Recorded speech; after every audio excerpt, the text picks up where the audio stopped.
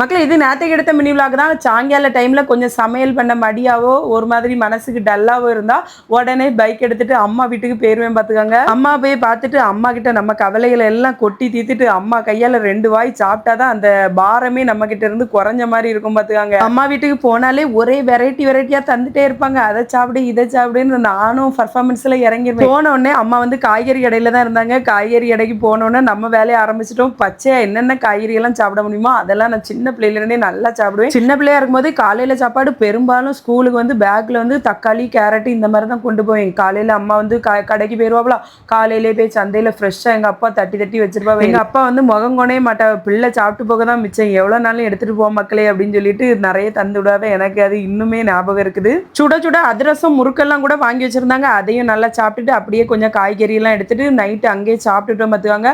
அப்பா இப்போவுமே எவ்வளவு காய்கறினாலும் என்கிட்ட இருந்து எடுத்துகிட்டு போவோம், என் பிள்ளைக்கு போக தான் மிச்சம் அப்படின்னு சொல்லாத.